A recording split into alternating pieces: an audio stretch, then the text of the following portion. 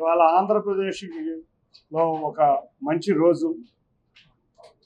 మనం ఎన్ని రోజుల్లో గానో కనుగంటున్న డిఫెన్స్ అండ్ ఏరోస్పేస్ ఇండస్ట్రీ మన రాష్ట్రంలోకి రావాలని గౌరవ ముఖ్యమంత్రి నారా చంద్రబాబు నాయుడు గారు గత 6 నెలల నుంచి ఈ ఇండస్ట్రీ మీద చాలా కష్టపడుతున్నారు. దానిలో భాగంగానే ఆయన గత వారం రోజుల క్రితం గౌరవ DRDO X chairman Satish Reddy గారు, అంతేకాకుండా ఇస్రో ఎక్స్ చైర్మన్ సోమనాథ్ గారిని మనకి డిఫెన్స్ ఏరోస్పేస్ రాష్ట్ర ప్రభుత్వ ప్రతినిధులుగా అపాయింట్ చేయడం జరిగింది.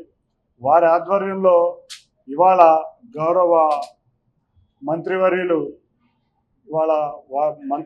అంతేకాకుండా ఇండస్ట్రీస్ డిపార్ట్మెంట్ వారి ఆధ్వర్యంలో ఒక డిఫెన్స్ పాలసీని ఏ విధంగా తీసుకురావచ్చో అనే దాని మీద ఒక సెమినార్ జరుగుతుంది. ఇవాళ ఈ సెమినార్కి దేశం మొత్తం మీద 17 డిఫెన్స్ పిఎస్యూలు ఉంటే 7 డిఫెన్స్ పిఎస్యూలు వారు అటెండ్ అయ్యారు.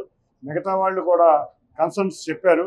అంతేకాకుండా ఎంతోమంది పారిశ్రామికవేత్తలు, డిఫెన్స్లో చేసేవాళ్ళు, ఎంఎస్ఎంఈ పారిశ్రామికవేత్తలు హైదరాబాద్ నుంచి, మిత్ర నగరాల నుంచి కూడా వచ్చారు.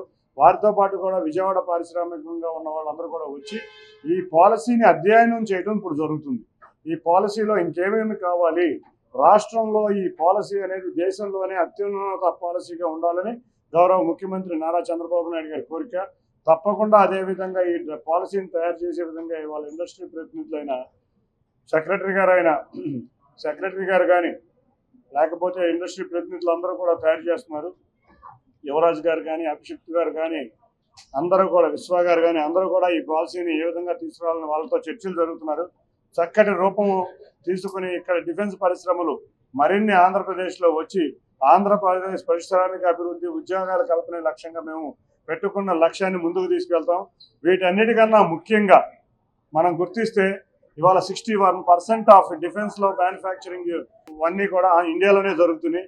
ఇవాళ వికసిత్ భారత్ 2047 అని ప్రధానమంత్రి గారు 100% డిఫెన్స్ అనేది ఇండియనైజ్డ్ అవ్వాలనే కోరికతో ఉన్నారు. కాబట్టి దాంట్లో భాగంగానే గౌరవ ముఖ్యమంత్రి స్వర్ణాంధ్రప్రదేశ్ 2047లో డిఫెన్స్ పరిశ్రమలు, డిఫెన్స్ క్లస్టర్లు, ఎందుకంటే ఇక్కడ మనకున్న సముద్ర తీరం మనకు ఒక అడ్వాంటేజ్. అన్నిటికన్నా ముఖ్యంగా మనకు రోడ్ కనెక్టివిటీ బాగుంది, రైల్వే కనెక్టివిటీ బాగుంది, ఇన్ఫ్రాస్ట్రక్చర్ ఫెసిలిటీస్ బాగుంది. ఈ అన్నిటితో రాష్ట్రం ఇవాళ డిఫెన్స్ పరిశ్రమల్లో ఉండే విధంగా పాలసీ తయారు చేయబోతున్నాం.